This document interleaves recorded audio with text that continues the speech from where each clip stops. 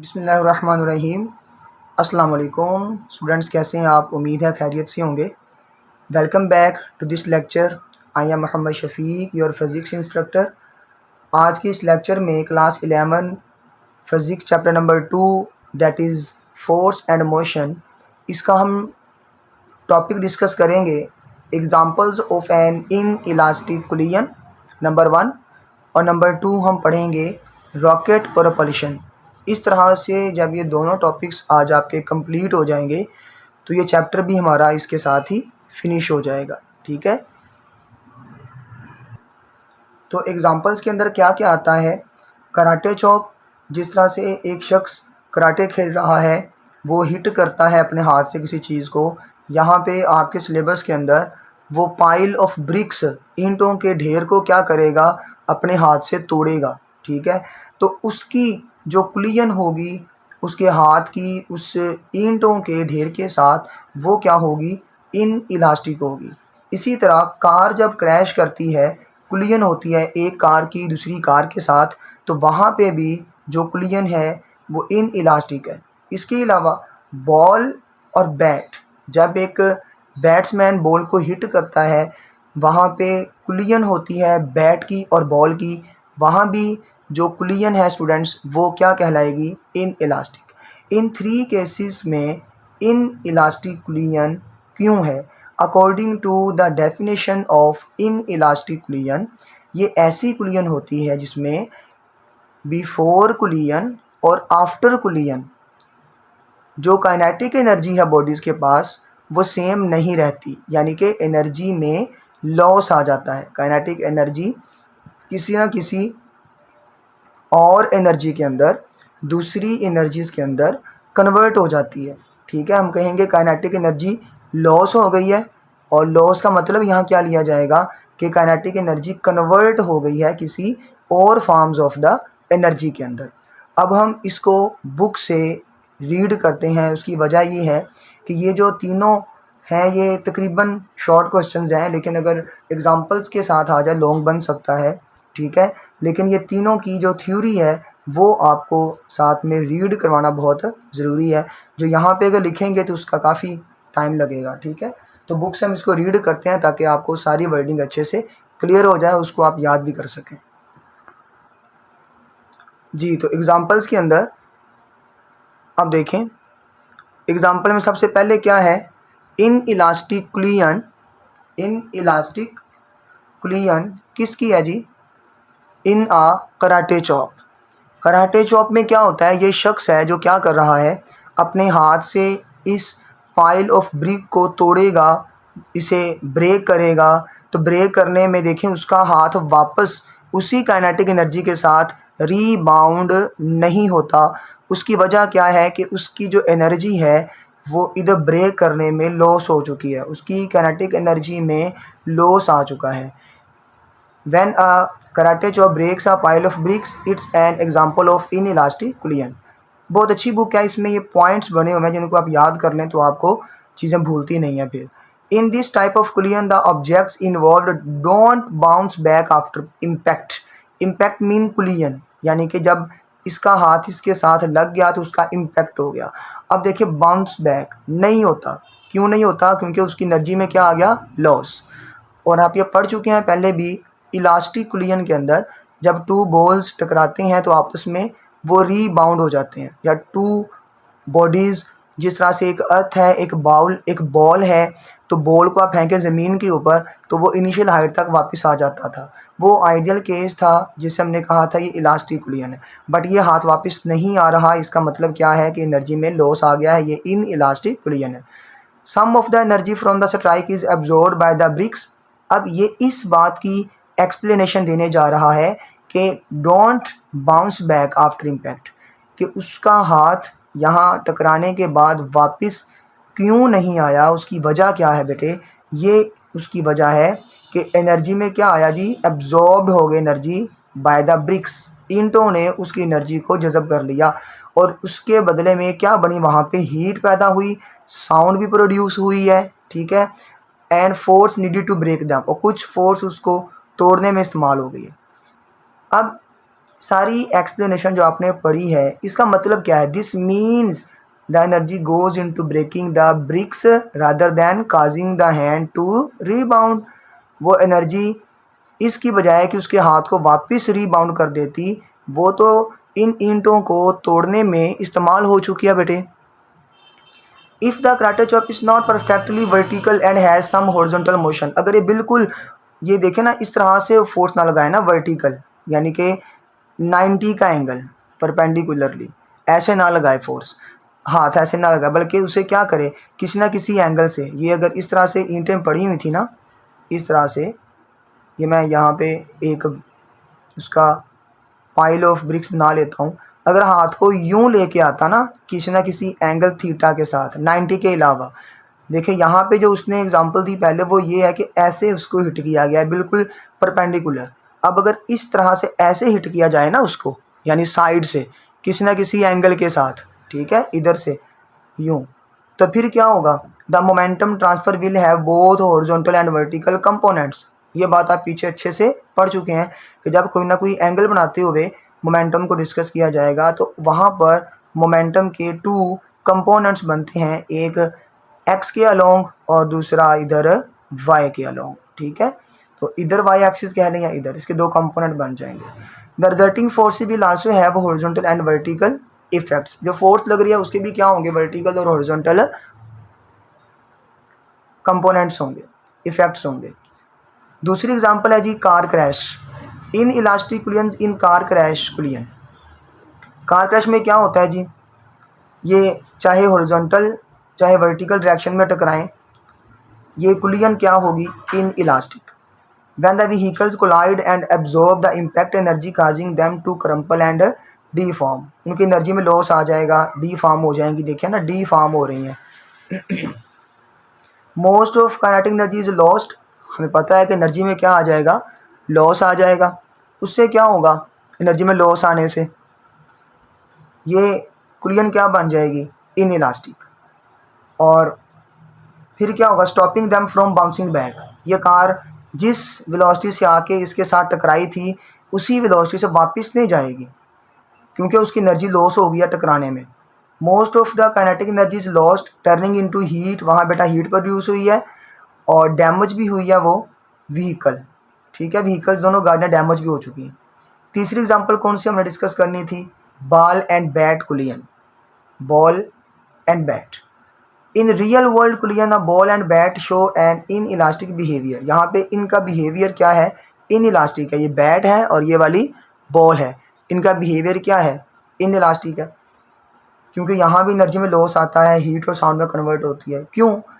When the ball hits the bat some of kinetic energy is lost because the ball deforms and energy is also converted into heat and sound। वो energy heat और sound में क्या हो जाती है? Convert हो जाती है। देखिए ना जब हम मैच देख रहे होते हैं तो हमें एक आवाज़ भी आती है जब बैट बॉल के साथ क्या करता है? कुलियन करता है, कोलाइड करता है, तो वहाँ पे एक एनर्जी वाली आवाज़ आती है, बहुत ज़्यादा एनर्जी वाली आवाज़ आती है।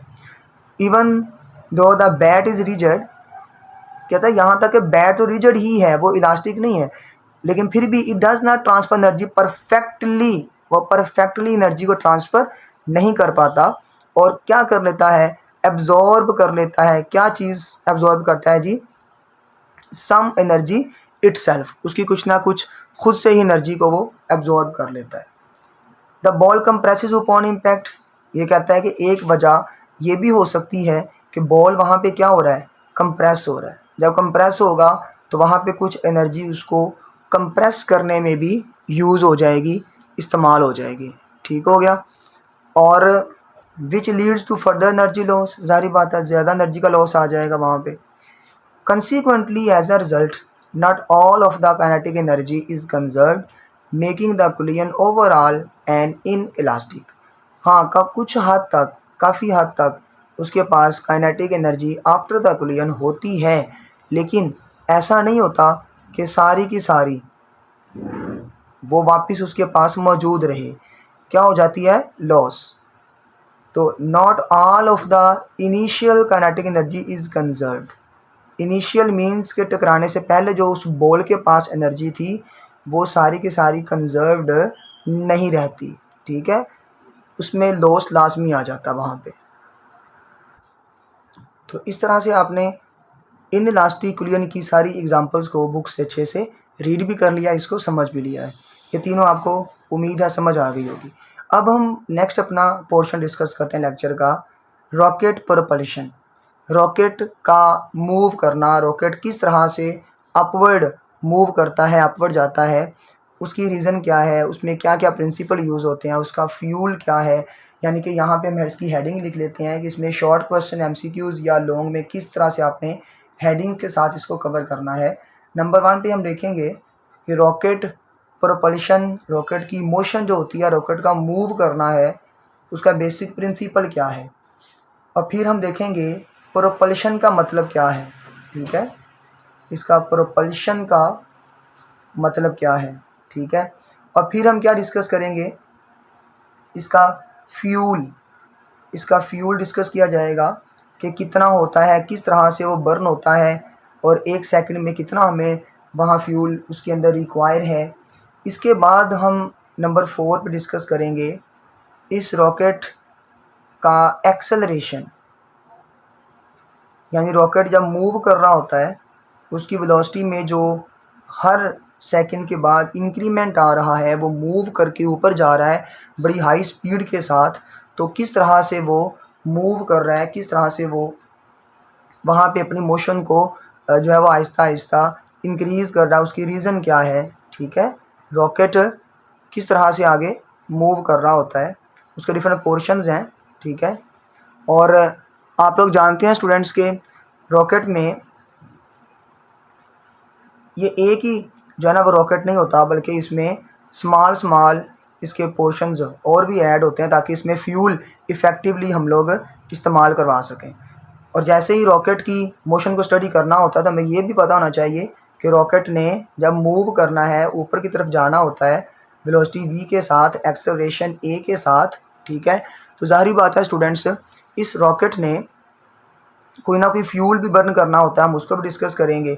और इसका प्रपल्शन का मतलब क्या है ये भी डिस्कस करेंगे। और इसके एक्सेलरेशन a का जो एक्सप्रेशन है वो यहाँ डिस्क्राइब किया जाएगा कि इसका एक्सेलरेशन किस चीज़ पे डिपेंड कर रहा होता है और किस तरह से यहाँ पर वो इंक्रीज़ हो रहा होता है, ठीक है, आहिस्ता आहिस्ता एक्सेलरेशन उसका ज़्यादा हो रहा होता है। तो ये सारी चीज़ें हम क्या डिस्कस करेंगे इस लेक्चर के अंदर, इसको किस तरह से बाहर बर्न होती हैं गैसेस और निकलती हैं, ये सारा कुछ हम यहाँ पे बुक से रीड भी कर लेते हैं, ठीक है, और इसको साथ साथ अंडरस्टैंड भी करते जाते हैं। ठीक हो गया जी, ताकि आपको जो इसमें लिखना है आपने, इसका बेसिक प्रिंसिपल है, पहले हम वो डिस्कस करते हैं और 1 बाय 1 इसकी सारी हेडिंग्स कवर करते हैं। तो यहाँ पे एक लेंथी क्वेश्चन बना हुआ है, how is rocket propelled in space, space में किस तरह उसको पुश मिलता है और वो मूव करता है। Drive an expression for acceleration of the rocket, rocket के एक्सेलरेशन का एक्सप्रेशन आप कैलकुलेट करें, ड्राइव करें। ठीक हो गया जी। तो इसमें याद रखिएगा सबसे पहले नंबर पे हमने क्या हेडिंग लिखी थी, बेसिक प्रिंसिपल। तो इसमें बेसिक प्रिंसिपल 2 हैं। Number 1 law of conservation of momentum और दूसरा क्या है, law of action and reaction. अच्छा, एक्शन और रिएक्शन लॉ का मतलब क्या है ये आपको पता होना चाहिए बेटा।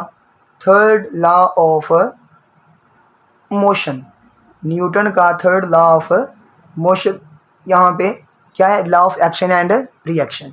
ये किस तरह से देखें जी, जब ये मूव कर रहा है ना रॉकेट, तो रॉकेट की मोशन के अंदर 2 प्रिंसिपल यूज़ हो रहे हैं कि momentum before ejection of the gases, before motion momentum वो 0 होता है, वो बराबर होगा किसके, after the motion, after the propulsion. ठीक हो गया। तो जिस तरह से ये लॉ है, इसी तरह इसमें क्या अप्लाई किया जाएगा, third law of the motion, कि गैसेस बाहर निकलती हैं तो रॉकेट गैसेस पे क्या करता है, रॉकेट यहाँ पे जो आपके सामने बेटा, इसने क्या करना है, रॉकेट ने गैसेस के ऊपर एक्शन करना है ना, बाहर निकालने में उसको फोर्स लगानी है, बाहर की तरफ प्रोपेल करना है। रॉकेट ने गैसेस को निकालना बाहर की तरफ, तो फिर एक्शन किया गैसेस पर, फिर गैसेस ने भी रॉकेट पे क्या करना है, एक रिएक्शन करना है और रॉकेट को कहाँ मूव करवा देना है, ऊपर की तरफ उसको पुश कर देना होता है। तो ये क्या है, एक्शन का reaction, that is third law of the motion. अब इसकी प्रपल्शन देखते हैं जी। Rockets move by expelling burning gases, ये हम सबको पता है बेटा, वो बैक साइड से क्या कर रहा होता है, गैसेस को निकाल रहा होता है। Ignited fuel turn to high pressure gas which is expelled with very high velocity from the jet engines, बेटा उसके इंजन से बड़ी हाई स्पीड से गैसेस बाहर निकल रही होती हैं, फ्यूल जल रहा होता है। The rocket gains momentum equal to momentum of the gas expelled from the engine but in opposite direction. ये आप सब अभी अभी रीडिंग में पढ़ चुके हैं बेटा। अब ये मैं समझाया था आपको कि मोमेंटम इसका टकराने से पहले या चलने से पहले क्या होता है, ज़ीरो, और बाद में क्या होता है, सपोज के ये गैसेस का है और ये किसका है, रॉकेट का है, दोनों देखें, ठीक है। ये पहले ज़ीरो है तो बाद में ये है, ये आपस में क्या बराबर है, according to principle of conservation of the momentum. तो यहाँ पे इसको उधर ले गए -mv और ये वैसे का वैसे रहेगा।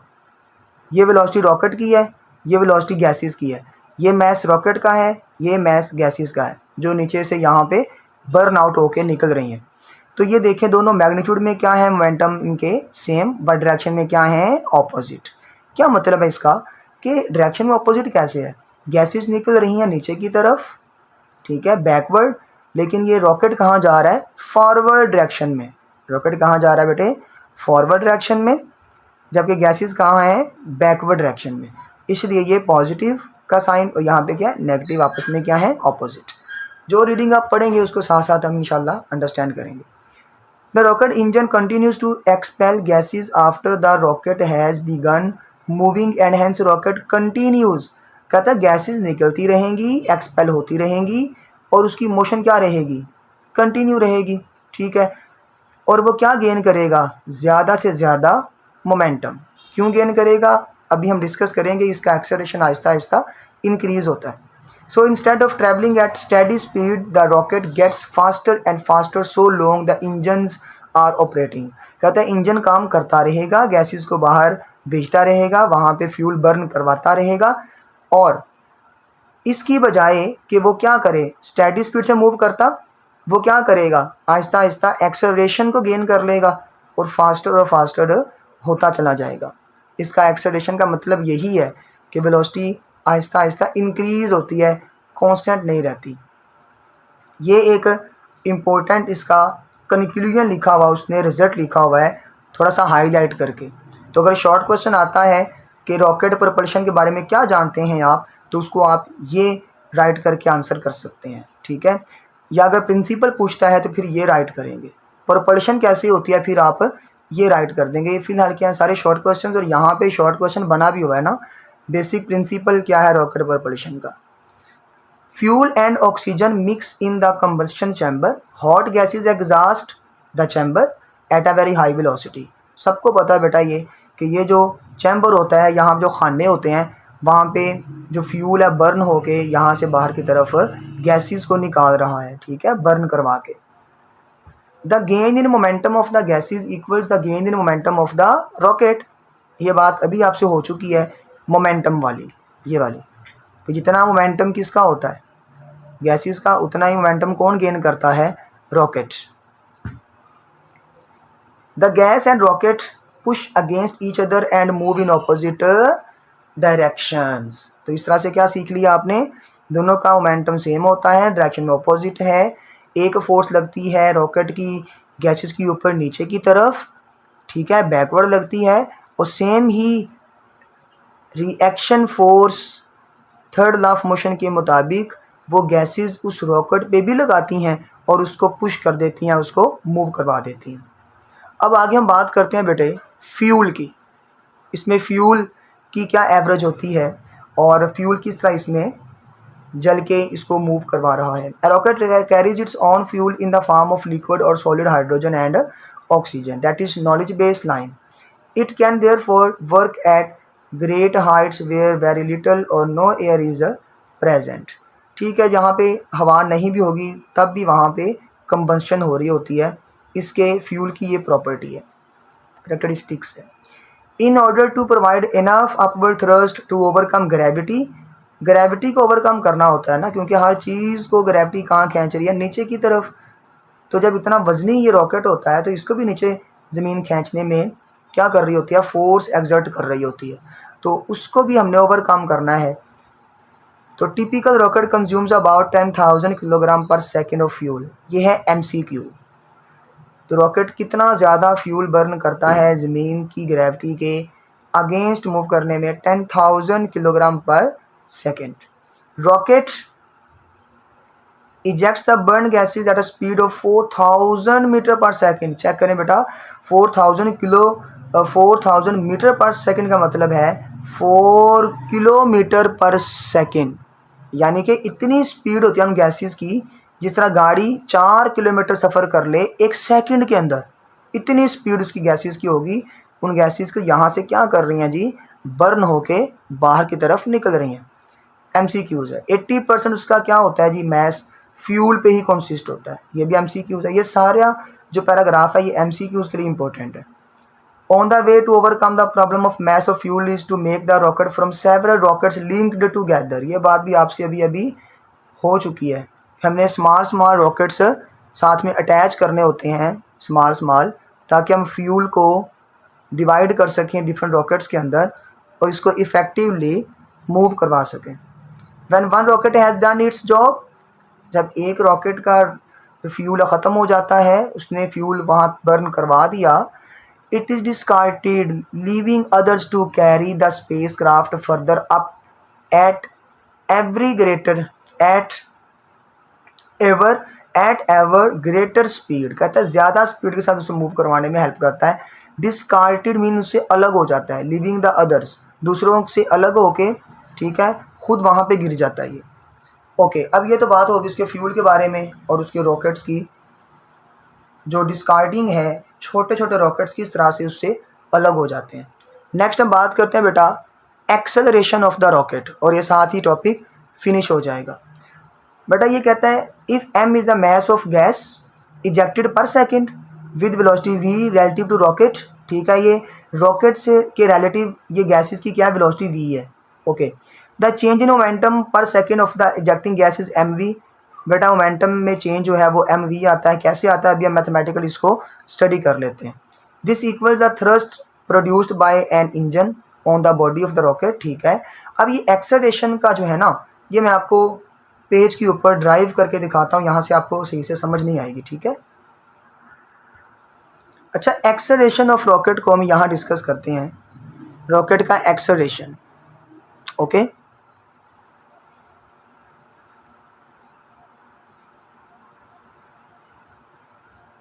एक्सेलरेशन ए किसका जी, एक्सेलरेशन रॉकेट का। ओके, अच्छा रॉकेट पे क्या लग रही है बताएं ज़रा, फोर्स लग रही है ना, और फोर्स किसके बराबर होती है, किसी बॉडी के मोमेंटम में रेट ऑफ चेंज। ओके, ये आपने पढ़ा है, एक्सप्रेशन अच्छे से इसको डिस्कस भी किया होगा।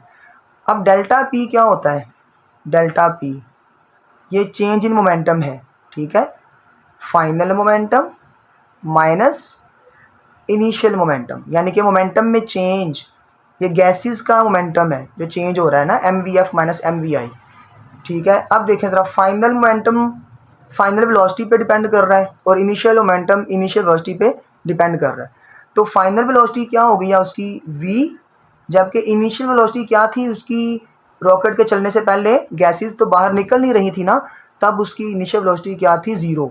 तो ये सारा फैक्टर क्या हो गया, 0। तो डेल्टा पी क्या आ गया, mv के बराबर आ गया। ठीक है, समझ आ गई, मोमेंटम में चेंज क्या आ गया, mv। फाइनल वेलोसिटी क्या होगी उसकी, रॉकेट की गैसेस जो निकल रही हैं उसकी v। ठीक है, और इनिशियल वेलोसिटी क्या उसकी 0 थी ना चलने से पहले, तो ये सारा 0 हो गया, यहाँ लिखने की ज़रूरत नहीं है, ये डेल्टा पी mv आ जाएगा। ओके, तो यहाँ पे आप इसको राइट कर लें further, f is equal to mv over delta t। अब गौर से देखें ज़रा इस चीज़ को कि जो यहाँ पर t टाइम t है, अगर हम इसे कहते हैं कि ये mv क्या आया, चेंज इन मोमेंटम, अगर हम चेंज इन मोमेंटम पर सेकंड ले लें, ठीक है, if change in momentum is change in momentum